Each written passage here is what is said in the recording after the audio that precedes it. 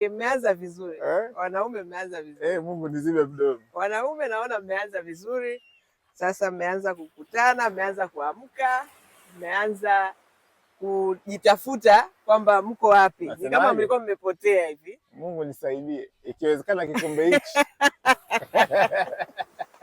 Hebu kuwa serious bana. Ikiwezekana kikombe hichi kiniepuke. Hebu kuwa serious kweli. Lakini kama ikikupendeza wewe. On a serious note. Kama ikupendeza wewe basi niseme maneno yako. On a serious note.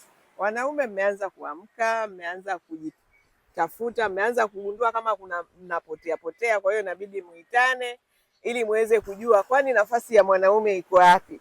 Kwani kuna nini kimetokea, yani mpaka sasa kuna wengine hawaelewi jenda yao ni ipi. Mambo ni mengi. Kwani wamekutana kwa sababu jenda zao hazijui au? Hapana, mambo ni mengi. Mambo ni mengi, hawajui majukumu yao. Yaani mambo ni mengi. Kuna wanaume ambao hawajui jenda zao, kuna wanaume ambao hawajui wajibu wao, hawajui majukumu yao, hawajui nafasi zao. Yaani kwenye jamii sasa hivi ni mfurugano. Kwa hiyo mmeanza kukutana kwa ajili sasa ya kuwekana kwenye mstari. Ndio maana nasema naona mmeanza vizuri. Sidhani kama mmeanza vizuri. Kwa nini? Yaani wameanza vibaya sana. Mmeanza nyie ni wanaume. Mimi naongea. Wale wameanza mimi wanaume lakini sio kama wanaume wale. Mmeanza vizuri. Unajua hata Wakristo kuna madhehebu tofauti.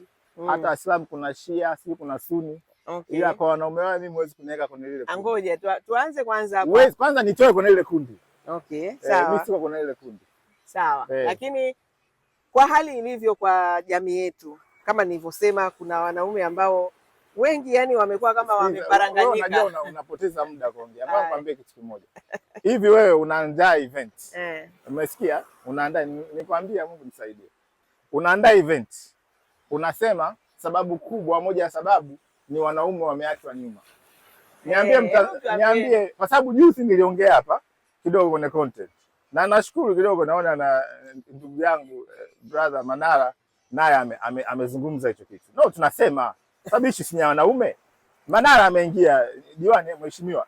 Kaongea na exactly same thing nilichokiongea mimi. Mwanaume unakaa kikao cha nini? Sio kujadiliana. Kujadiliana kitu gani? Mmepotea. Wanasemaje sababu ni sikiliza. Anasema sababu eti. Mmepotea kwenye rada. Wanasema kwa sababu gani? Eti wanaume wameachwa nyuma. Sasa niambie, mwanaume anaachaje nyuma? Ngoja basi mimi niwasaidie. Maana mimi sijui hata walichokuwa nakiongea ni kitu gani. Number 1. Wewe kwanza kwenye jamii unaona wanaume wako sawa? Tanzania? Tanzania. Wako sawa, Ndio maana nakwambia ngoja twende. Tuanzie hapo. Tuanze na hiyo. Mimi shida inaanza na kwa nini wanakutana? Alafu wanakutanaje? Sio, umeelewa? Kwa sababu ukisema mwanaume ameachwa nyuma, maana yake lazima uangalie role model wa kwanza wa mwanaume ni nani? Role model wa kwanza wa mwanaume ni nani? Ndio nasema ni nani? Okay. Role model wa kwanza mwanaume ni Mungu. Sio, umeelewa? Role model wa kwanza mwanaume nani? Ni Mungu. Ukiniambia wanaume wa Tanzania wamepotea, ni kwa sababu wengi hawana hofu ya Mungu. That's one. Number 2, kama Mungu yuko hapa. Sikiliza kwanza narudia. Ukiniambia wanaume wa Tanzania wameachwa nyuma, ni kwa sababu ya upumbavu wao, wamemwacha Mungu. Mungu yuko hapa, anakuja hapa nani? Mwanaume. Kwa hiyo mwanaume wa pili anatakiwa awe nani? Awe baba. Sio, umeelewa? Kwa hiyo ukiniambia wewe mwanaume umeachwa nyuma, ni kwamba Mungu kakuacha au wewe umemwacha. Alafu na wewe pia umeacha kizazi chako, watoto wako. Ambao ndio upumbavu wanaongelea sasa hivi, lakini hawataki kuongea. Hao wanataka tu sherehe, kukutana na kukata viuno. Maana nashindwa kuelewa wanaume wazima wanakutana kwenye ukumbi wanacheza mapiano. Hamna hata mwanamke mmoja pale. Sio unamkatikia nani? Sielewi mimi. Sielewi mimi. Sio naharibu, tuongee ukweli. Sisi entertainment yetu ni wanawake.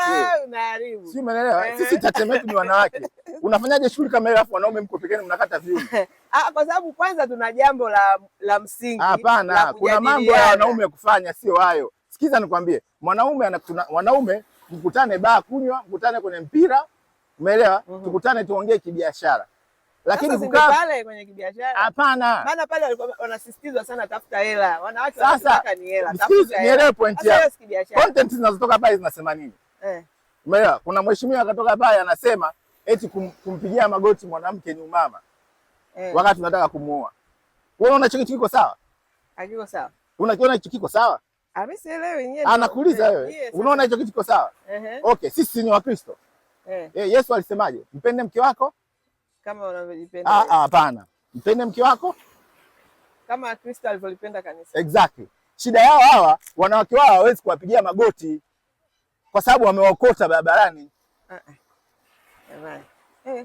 Hujanielewa leo, mjanielewa nirudie. Wewe leo hii unasikia kuna mtu anakuambia mwanamke usimfanyie hivi, mwanaume usimfanyie hivi. Unajua ni kwa sababu gani? Yeye kaokota takataka. Si umeelewa? Wewe ukipata mwanamke ambaye anakupenda, anakuheshimu, anakujali, kumpigia magoti kuna shida gani? Si umeelewa? Kumwambia magoti ni ishara gani? Simple, ni ishara ya respect. Umeona? Ni ishara ya zawadi ya yule mwanamke katika maisha yako, unamtaka yeye peke yake duniani. Na ndio maana kurudisha kule kule, Yesu, Mungu alisemaje? Yesu alisemaje? Mpende mwanamke, mpende mkeo kama Kristo alivyolipenda kanisa. Sasa wewe leo hii kupiga magoti kuna kitu gani? Maana Kristo alifanya nini kwa kanisa? Si umeelewa?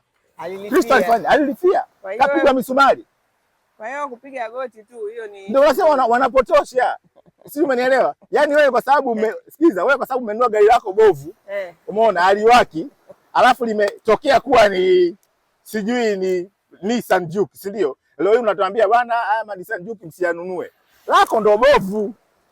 Usituambie sisi yetu mabovu. Si umenielewa hapo? Hiyo shida ya kwanza. Hiki kikao naona kishakuwa inaleta changamoto. Sasa wewe ukiniambia shida nikwambia shida ya wanaume Tanzania ni nini? Shida ya wanaume Tanzania ya kwanza, shida ya kwanza ya msingi. Wanaume wa Tanzania shida yao malezi wanayopata sio ya kibaba. Malezi wanayopata sio ya kibaba. Sisi tumeng'ang'ania kwenye mifumo yetu kusema mama ndo mlezi, ndo upumbavu tuliokuwa nao. Mama sio mlezi peke yake. Walezi ni baba na mama. Si umenielewa? Mtoto anapolelewa na mama peke yake ndio hizi shida tunazoziona. Kwa sababu wababa hawako nyumbani. Hawahusiki kwenye malezi ya watoto. Na nikisema malezi sio hizo hela unazozungumzia. Mwanaume tafuta hela. Huo ni ufala. Watoto wanaume hataki kutafuta hela. Nisikilize. Malezi ya watoto sio pesa tu. Malezi ya watoto ni baba kuwa nyumbani, kuwa available, kumuonyesha mtoto njia za maisha kama mwanaume as a leader. Tunaona wanyama wakizaliwa wanaenda kuwinda na watoto wao. Anamfundisha yule kuwinda. Wewe tu umetoa tu ada ya shule, umefanya nini? Jioni uko baa, umezunguka na mabiashara yako. Unajiona kwa sababu umempeleka mtoto shule. Wewe umeona umempeleka mtoto shule ya kimataifa nzuri. Umemaliza. Sijajafika huko bado. Ngoja kwanza nakuja huko. Umeelewa? Yaani wewe kwa sababu umempeleka tu mtoto wako shule unalipa milioni 10, milioni 20 ndio unajiona mimi ndio baba. Hayo sio malezi. Hayo sio malezi. Malezi ni wewe kukaa na mtoto wako kila siku. Unampeleka shule anarudi nyumbani, acha kuwapeleka bodi. Unamsukuma. Alafu leo tunakutana wanaume tumeacha nyuma. Ndio, wapumbavu mnaacha wake zenu nyumbani, mnaacha watoto wenu mnazaazaa huko ovyo. Alafu watoto mnawazaa pia mnawaacha. Alafu leo mnazungumza tafuteni hela. Alafu hizo hela wake zenu hawazijui. Hata michepuko yenu hizo hela hawazijui. Unaumiza. Sio umeelewa? Wakisema sikiliza, wakisema mimi siwezi kualipa kwenye shughuli kama hizi za kimama. Hizi shughuli za kimama, nakwambia kweli shughuli za kimama. Kwa sababu mwanaume mimi hapa na mamlaka, sihitaji kukaa kikao na mtu. I know my territory. Hivi unaweza kwenda kumwambia Simba tukae kikao kuhusu msituni? Niambie unaniangalia. Simba unaweza kukaa naye Serengeti tukaambia tukae kikao.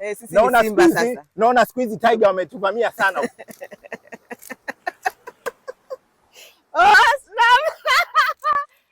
Nauliza swali. Unaweza kwenda kumwambia tembo. Umebaruza sana. Sikiliza, tembo bado wanapumua. Bado utosini. Unasikia? Tembo unaweza kaja, aisee tembo na bichi kutane. Naona twiga siku hizo wamekuwa warefu zaidi. Ushakuona hapo kitu? Hamna. Tembo akiingia pale amekaa tu hivi. Hiyo ya Simba ndio mimi nimependa ya Simba. Umeelewa? Simba anataka kuona nani? Simba ndio mkuu wa jangwa. Umeelewa? Igo. Mungu alijifananisha na nani? Na Igo na Simba.